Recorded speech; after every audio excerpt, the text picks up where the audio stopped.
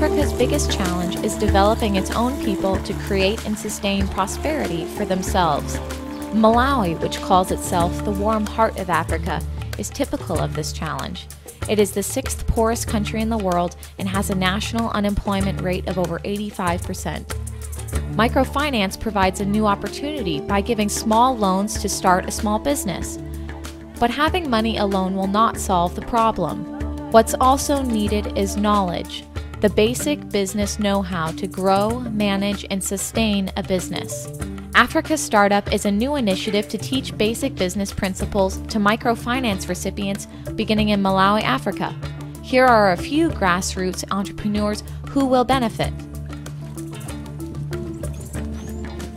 Elementary school teacher Rosalind Rashid tripled her income after she started selling popsicles to children at her school. As you know, this is the rainy season. It is moving slowly, but during hot season, it's a very hot business. She hopes to put her daughter into a better high school with the profits. Africa Startup will teach her how to track sales and the basics of budgeting and savings so her children Linda, Paul, and Simeon can go to school. Bilton Salawila started a music school and recording studio with hardly any competition in his area, Blantyre, Malawi's commercial center. But people still don't know about his business. A little market research and promotion could really help Bilton draw music lovers from all over the city. Mr. Chikaza started his own product line called Kazo Honey, meaning something appreciated. He himself manages all departments of his business, from purchasing honey in the mountains, to packaging with his own label, to selling in the streets. Africa Startup would give him a business network to hire trustworthy employees who can help him manage growth. Rather than buying new electronics, locals take broken appliances to Chifundo, an efficient and trustworthy technician.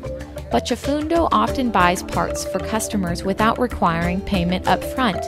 He now has a huge accounts receivable problem from unpaid customers and cannot pay his employees on time.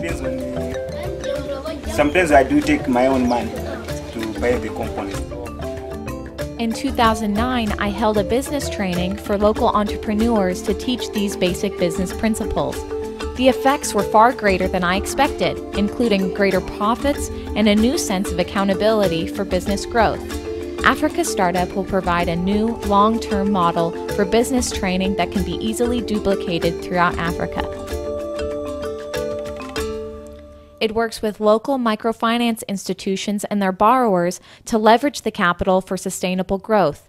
University students like those at the University of Malawi will teach business classes with the help of Africa Startup staff and university students from America.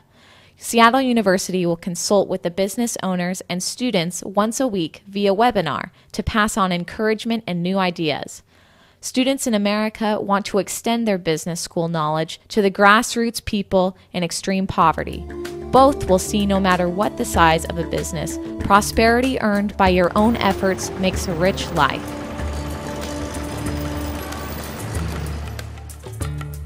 I'm Father Steve Sunborg, president of Seattle University, and our mission at Seattle University is empowering leaders for a just and humane world.